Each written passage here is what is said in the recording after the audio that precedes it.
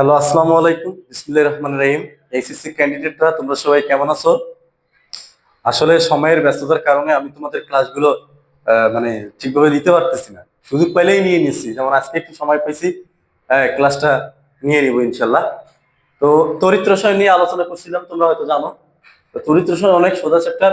আমি বলছিলাম যে 4-5টা সৃজনশীল করলেই এই চ্যাপ্টারে আর কোনো সমস্যা থাকার কথা না। তা আমি আজকে আরেকটা এখানে সৃজনশীল লিখে রাখছি, যেটা যশোর বোর্ড 2025-এ আসছিল। যশোর বোর্ড 2025-এ আসছিল।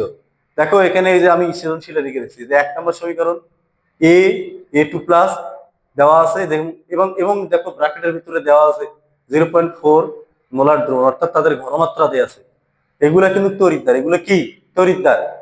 তড়িৎদ্বার তাদের এখানে দেখো জারণ বিভব বিজারণ বিভব দেওয়া আছে এবং তাদের ঘনমাত্রা দেওয়া আছে। তো যখন কোনো তড়িৎদ্বারে বা কোনো কোষে ঘনমাত্রা দেয়া থাকে, তখন আমরা জানি যে এখানে নার্মস সমীকরণ ব্যবহার করা লাগে, নার্মস থিওরি ব্যবহার করতে হয়। যেহেতু এখানে ঘনমাত্রা দেয়া আছে, সেহেতু আমাদের এখানে কাকে ইউজ করতে হবে? নার্মস থিওরি অ্যাপ্লাই করতে হবে, নার্মস ইকুয়েশন অ্যাপ্লাই করতে হবে। ঠিক আছে, তোমরা অবশ্যই জানো নার্মস ইকুয়েশন আবার কি। তো আমাদের ভালো করে খেয়াল করো আর একটা জিনিস, এখানকার মোস্ট ইম্পর্টেন্ট যেটা কথা, সেটা হচ্ছে দেখো এখানে যে এ বি সি, এগুলা কিন্তু আমরা কোনো মৌল না, এগুলো কোনো মৌল না, এগুলা কোনো মৌল না, জাস্ট ধরে নিছে এ বি সি। এইখানে যে সমস্যাটা হয় সেটা হচ্ছে কিভাবে বুঝবা যে কোনটা অ্যানোড কোনটা ক্যাথোড। যদি এখানে কোনো মৌলের নাম লেখা থাকতো ম্যাগনেসিয়াম, অ্যালুমিনিয়াম, সিলভার, তাহলে আমরা বুঝতে পারতাম যে কোনটা অ্যানোড কোনটা ক্যাথোড। কিন্তু এখানে লেখা আছে এ বি সি, প্রতীকী হিসেবে ধরছে, তাহলে অ্যানোড ক্যাথোড কিভাবে বুঝবা? অ্যানোড ক্যাথোড কিভাবে বুঝবা এটা একটু পরে বুঝতেছি। তো গ নাম্বার অ্যান্সারটা করার সময় আমরা ওগুলো নিয়ে কথা বলবো। বলছে 1 নাম্বার এবং 3 নাম্বার, 1 নাম্বার এবং 3 নাম্বার, অর্থাৎ 1 এবং 3 নিয়ে যদি আমি একটা কোষ গঠন করি, আমি যদি একটা কোষ গঠন করি, তাহলে সেই কোষের ইএমএফ। এখন কোষ গঠন করতে গেলে তোমার জারণ এবং বিজারণ, অর্থাৎ অ্যানোড এবং ক্যাথোড লাগবে। কিন্তু তুমি 1 এবং 3-এর মধ্যে কোনটা অ্যানোড কোনটা ক্যাথোড কিভাবে বুঝবা? ট্রিক্স মনে রাখো যে দুইটা, যার যার জারণ বিভব বেশি সে অ্যানোড। তাহলে কি বললাম? যার জারণ বিভব বেশি সে অ্যানোড। আরেকটা দেই, লিখবা যার বিজারণ বিভব বিজারণ বিভব কম সে অ্যানোড। ঠিক আছে, তাহলে যার জারণ বিভব বেশি অথবা যার বিজারণ বিভব কম। ঠিক আছে, তাহলে গ নাম্বার অ্যান্সার করার সময় তাহলে 1 নাম্বার কি আছে, তো এখানে লিখি যে দেওয়া আছে 1 নাম্বার ইকুয়েশনটা কি, যে ই নট এ A2+ ইকুয়াল দেওয়া আছে 0.76 ভোল্ট এবং ঘনমাত্রা দেওয়া আছে 0.4 এম। এবং 3 নাম্বার কি আছে, ই নট C+C। হ্যাঁ, তাহলে এখানে আছে প্লাস, এটাও প্লাস প্লাস 0.79 ভোল্ট এবং এটা দেওয়া আছে 0.3 এম। তো খেয়াল করো একটা বিষয়, এইখানে কিন্তু এ ধাতুটার দেখো আগে ছিল ধাতু, পরে ইলেকট্রন ত্যাগ করে হয়ে গেছে আয়ন। তাহলে ধাতু থেকে যখন আয়ন আসে, ধাতু থেকে যখন আয়ন হয়, ধাতু থেকে কি আয়ন, তার মানে সে ইলেকট্রন ত্যাগ করছে। ইলেকট্রন ত্যাগ করা মানে তার জারণ ঘটছে। কি ঘটছে? জারণ। এই সিটা থেকে দেখো, সির দিকে তাকাও, C+ মানে আয়ন থেকে ধাতু হয়েছে। আয়ন থেকে ধাতু আবার কখন হয়? আয়ন যদি ইলেকট্রন গ্রহণ করে তখন সে ধাতু হয়। তাই ইলেকট্রন ধাতু থেকে মানে আয়ন থেকে ধাতু, আয়ন থেকে কি ধাতু, তার মানে তার বিজারণ ঘটছে। তাহলে আমরা এই তড়িৎদ্বার থেকে কিভাবে বুঝবো যার জারণ করছে বিজারণ করছে? দেখো আগে ধাতু আয়ন, তাহলে ইলেকট্রন ত্যাগ করছে, ইলেকট্রন ত্যাগ করা মানে জারণ ঘটছে। আর দেখো আয়ন থেকে ধাতু মানে ইলেকট্রন গ্রহণ করছে মানে কি বিজারণ ঘটছে। ঠিক আছে, কিন্তু আমার এইটা ওইখানে ব্যাপার না, আমার ব্যাপার হচ্ছে এ এবং সি এর মধ্যে কোনটা অ্যানোড কোনটা ক্যাথোড। তো আমি যদি প্রথম কথাটা অ্যাপ্লাই করি, যার জারণ বিভব বেশি, যার জারণ বিভব বেশি সে অ্যানোড, যার জারণ বিভব বেশি সে অ্যানোড। আর অ্যানোডে সবসময় কি ঘটে? জারণ ঘটে। ঠিক আছে, তাহলে অ্যানোডে কি জারণ ঘটে। এখন তোমরা দেখো যে জারণ বিভবের কথা বলছি, কি বিভব? জারণ বিভব। তাহলে এই দেখো এ আয়ন থেকে তোমার ধাতু থেকে আয়ন, তার মানে তার এটা জারণ ঘটছে, জারণ বিভবই দেওয়া আছে। এর কিন্তু জারণ বিভবই দেওয়া আছে। কারণ কি? এই যে আমি কি বললাম একটু আগে, ধাতু থেকে আয়ন মানে ইলেকট্রন ত্যাগ করলে জারণ, তাহলে তার মানে এর এখানে জারণ বিভব দেওয়া আছে। কিন্তু সি এর কিন্তু জারণ বিভব দেওয়া নাই, সি এর আছে বিজারণ বিভব। তাহলে আমি যদি সি এর বিজারণ বিভব বের করি, তাহলে এখানে দেওয়া আছে, সরি এখানে বিজারণ বিভব দেওয়া আছে, তো আমার বের করতে হবে কি জারণ বিভব। তাহলে জাস্ট মানটাকে উল্টায় দিলা, মানে প্লাস আছে মাইনাস করে দিলা, তাইলে এটা আমরা কি পাবো? আছে বিজারণ বিভব, হয়ে গেছে জারণ বিভব। তাহলে আমাদের এইটা এইটা শুধুমাত্র আমাদের অ্যানোড ক্যাথোড নির্ণয় করার ক্ষেত্রে। এই মানগুলো আবার আমরা কিন্তু ম্যাথের মধ্যে বসাবো না, অঙ্কের মধ্যে অ্যাপ্লাই করবো না। এইটা ট্রিক্স শুধুমাত্র আমরা অ্যানোড এবং ক্যাথোড আইডেন্টিফাই করার জন্য। তাহলে এইটা জারণ বিভব দেওয়াই আছে প্লাস 0.76, কারণ জারণ ঘটছে, কিন্তু এটার বিজারণ বিভব কিন্তু আমাদের বের করতে দরকার হবে জারণ, ওই জন্য আমরা এটা জানি। এখন তোমরাই বলো যার জারণ বিভব বেশি, তোমরাই বলো এখন 0.76 বেশি নাকি -0.79 বেশি? অবভিয়াসলি প্লাস 0.76 বড়। ঠিক আছে, দেখো এইটাও জারণ, আমরা এইটাও কি বের করে নিচ্ছি জারণ। তাহলে জারণ বিভব কার বেশি? সে অ্যানোড। তাহলে কার বেশি? এ এর প্লাস 0.76 আর সি এর হচ্ছে -0.79, তাহলে প্লাস 0.76 বড়। তার মানে এখানে এ এর জারণ ঘটছে, মানে অ্যানোডে যাবে। এ কোথায় যাবে? অ্যানোডে যাবে। ঠিক আছে, ব্যাপারটা কি বুঝছেন? যে এই ধরনের অঙ্কে যখন আমরা দেখবো যে কোনো মূলের নাম দেওয়া নাই A B C P X Y Z, তখন আমরা অ্যানোড ক্যাথোড কিভাবে নির্ণয় করবো? এই অ্যাপ্লাই করবো, যার জারণ বিভব বেশি। তাহলে এটা জারণ বিভব দেওয়া আছে, কিন্তু এটার বিজারণ বিভব, এই জন্য এটারও জারণ বিভব নিলাম। দুইটা জারণ বিভবের মধ্যে যার জারণ বিভব বেশি সে অ্যানোড, তাহলে এর জারণ বিভব বেশি, এ অ্যানোড। ঠিক আছে, বাস। তো এইটা ছিল আমাদের শুধুমাত্র কি অ্যানোড ক্যাথোড। তাহলে দেখি জারণ অর্ধ বিক্রিয়া, জারণ অর্ধ বিক্রিয়া। তাহলে জারণ কার ঘটছিল? এ। তাহলে এ কয়টা ইলেকট্রন ত্যাগ করবে? দুইটা, পাওয়া যাবে কি A2+। এবার লিখবো এখানে কি বিজারণ অর্ধ বিক্রিয়া। তাহলে এর জারণ ঘটছিল আমরা এইখান থেকে পাইছি, আর আর সি এর তো বিজারণ করছে, বিজারণ মানে কি সি প্লাস ইলেকট্রন গ্রহণ করছে হয়েছে সি। দেখো এখানে একটা সি একটা ইলেকট্রন গ্রহণ করছে, কিন্তু ইলেকট্রন ত্যাগ করছে কয়টা? দুইটা। তাহলে এখানে আমরা একেবারে টু সি। তাহলে এই দুইটা ইলেকট্রন কাটা, তাহলে এখানে হচ্ছে এ প্লাস 2C প্লাস, এখানে হইতেছে কি A2+, হ্যাঁ, প্লাস 2C। এখন আমাদের এইখানে এই উৎপাদ এবং বিক্রিয়ক বুঝতে হবে। আমরা যখন কোনো দ্রবণ নিয়ে আলোচনা করি, দ্রবণ মানেই আয়ন, দ্রবণ মানেই কি আয়ন। তো আমরা যখন কোনো দ্রবণ নিয়ে আলোচনা করি তখন আমাদের আসলে এখানে কথাটা আসে আয়নের। তো তোমরা দেখো এটা কিন্তু বিক্রিয়ক সাইড, আর এটা কি উৎপাদ সাইড। তো আমাদের অঙ্ক করার ক্ষেত্রে যেমন এখানে বিক্রিয়ক উৎপাদ লেখা আছে, আমাদের অঙ্ক করার ক্ষেত্রে কাকে নেবো? এখানে তো বিক্রিয়ক দুইটা, এ আছে আবার সি, এখানেও এ আছে আবার সি। স্যার কি নিব? আমাদের অনলি আয়নগুলোকে নিয়ে কাজ করতে হবে। কাকে নিয়ে? আয়নগুলোকে কাজ করতে হবে। বোঝা গেছে? আমরা দ্রবণ যখন নিয়ে আলোচনা করি শুধুমাত্র কাকে নিয়ে আলোচনা করব? আয়ন। তাহলে উৎপাদে বিক্রিয়কে আয়ন আছে কি সি, আর উৎপাদে আয়ন আছে কি এ। তার মানে আমরা শুধুমাত্র বিক্রিয়কের সি নিয়ে আলোচনা করব, উৎপাদের কি এ নিয়ে আলোচনা করব। এখন ঘটনা হচ্ছে যেহেতু এগুলোর ঘনমাত্রা দেয়া আছে দ্রবণের, তার মানে এখানে কোন থিওরি অ্যাপ্লাই করতে হবে? নার্মস্ট ইকুয়েশন। ঠিক আছে, তো আমি এখানে দুইটা নার্মস্ট ইকুয়েশন লিখছি, আরো একটা আছে লং। তোমরা দেখো এখানে প্রত্যেকটার মাঝখানে কিন্তু প্লাস চিহ্ন, কি চিহ্ন? প্লাস। যখন কখনো কখনো দেখবে এখানে মাইনাস চিহ্ন আছে, কি চিহ্ন আছে? মাইনাস। আমার কথা কি তোমরা শুনতেছো? মাইনাস। তখন যখন এখানে মাইনাস হবে তখন এখানকার এইটা উল্টায় যাবে, তখন উৎপাদ উপরে যাবে, বিক্রিয়ক নিচে আসবে। বুঝছো? এখানে আমি প্লাস দিছি, প্লাসের ক্ষেত্রে উৎপাদ উপরে, বিক্রিয়ক উপরে, উৎপাদ নিচে। কখন? প্লাসের ক্ষেত্রে। প্লাসের ক্ষেত্রে বিক্রিয়ক উপরে, উৎপাদ নিচে। কিন্তু প্লাসের জায়গায় যদি তুমি মাইনাস বসাও তখন উৎপাদ উপরে দিবা, বিক্রিয়ক নিচে দিবা। এবং এই সমীকরণটা শুধুমাত্র 25°C আর টেম্পারেচার দেয়া না থাকলে ইউজ করবা।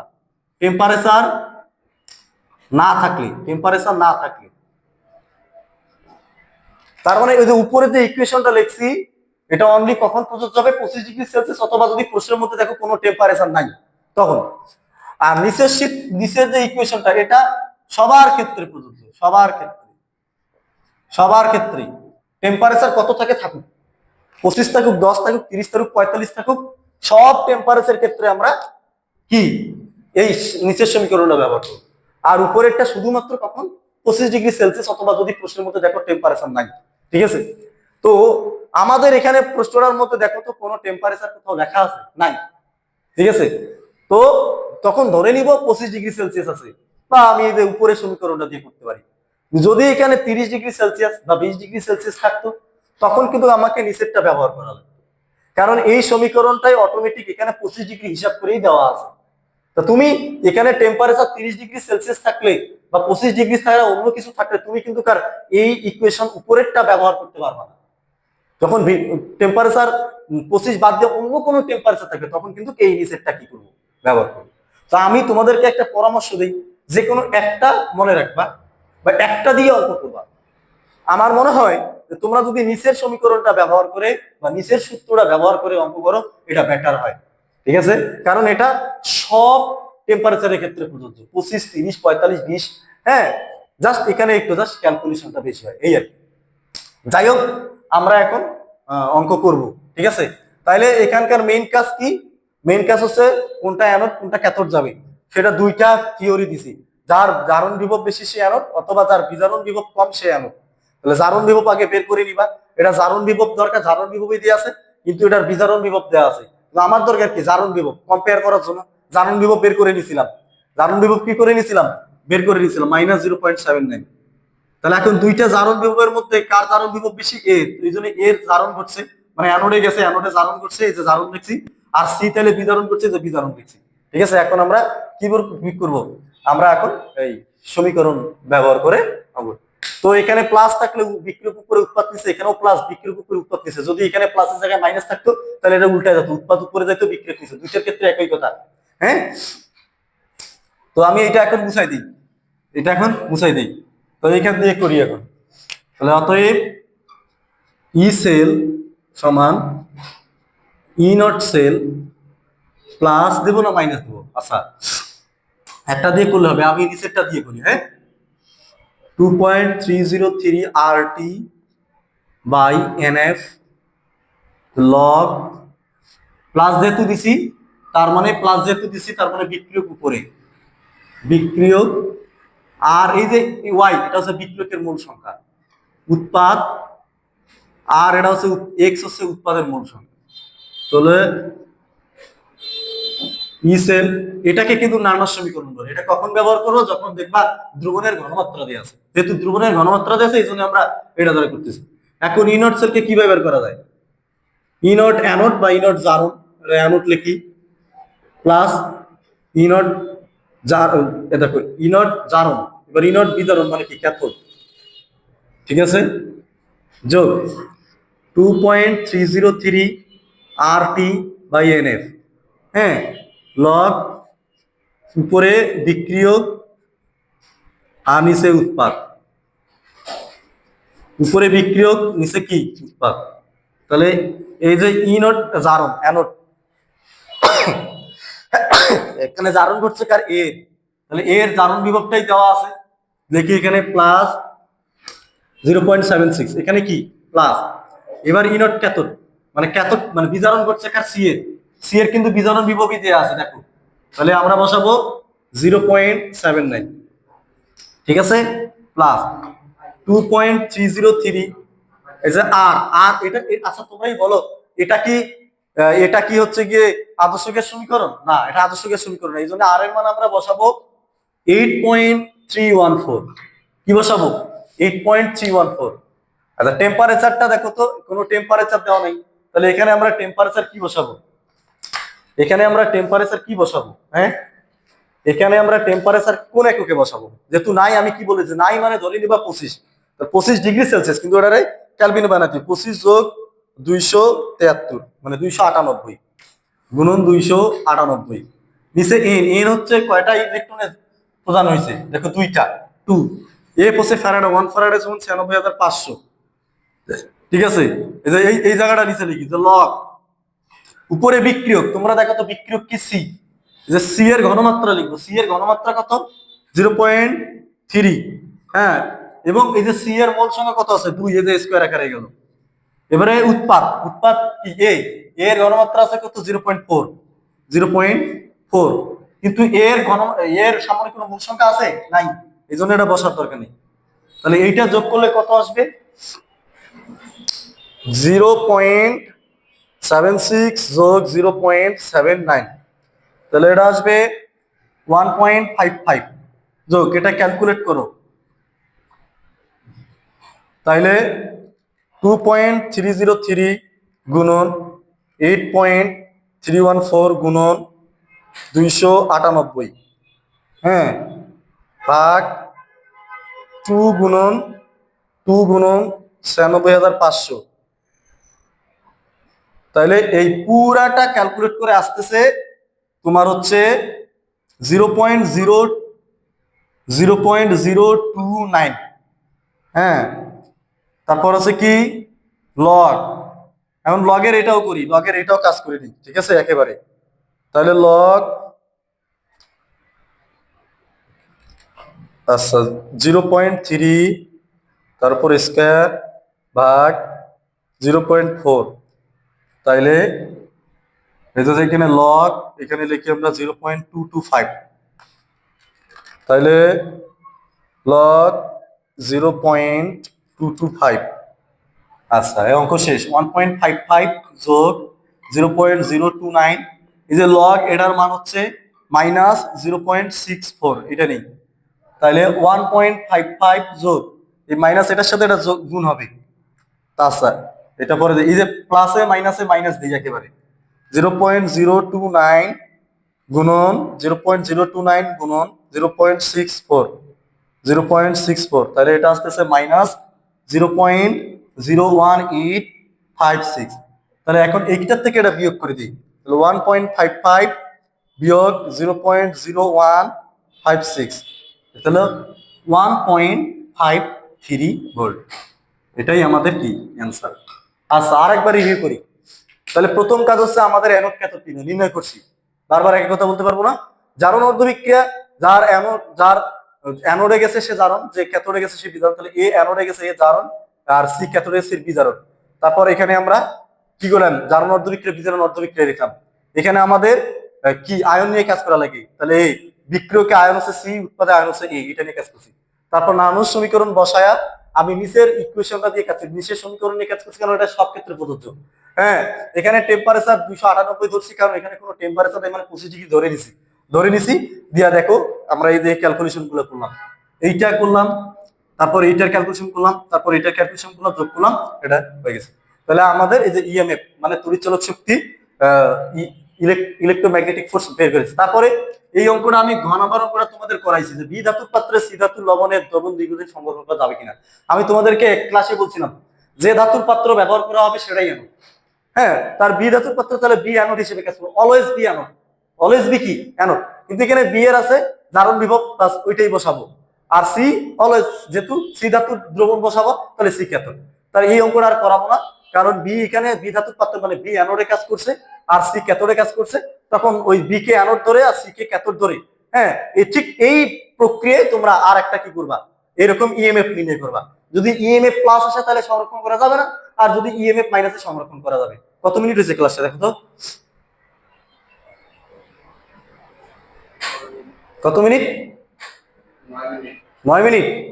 যাই হোক, তো বাচ্চারা এখানকার নতুন যে অঙ্ক সেটা হচ্ছে গ নাম্বারটা, এটা তোমাদেরকে বুঝাইলাম। আর গ নাম্বারটা আমি আগেও করেছি, বি ধাতুর পাত্রে, বি ধাতুর পাত্র মানে বি যে ধাতুকে, যে ধাতুর পাত্র, যে ধাতুর পাত্র ব্যবহার করবে সেটা অ্যানোড, তাহলে বি ধাতুর পাত্র বি অ্যানোড, আর সি তাহলে কি হবে ক্যাথোড। তো ওই বি কে অ্যানোড আর সি কে ক্যাথোড ধরে ঠিক এই অঙ্কটাই ওভাবে করবা। করে যদি ইএমএফ এখানে প্লাস আসে তাহলে প্লাসের সাথে সংরক্ষণ করা যাবে না, মাইনাসের সংরক্ষণ করা যাবে। ঠিক আছে, এই পর্যন্ত ভালো থাকো, সুস্থ থাকো, আল্লাহ হাফেজ। ক্লাস অনেক লং হয়ে গেছে।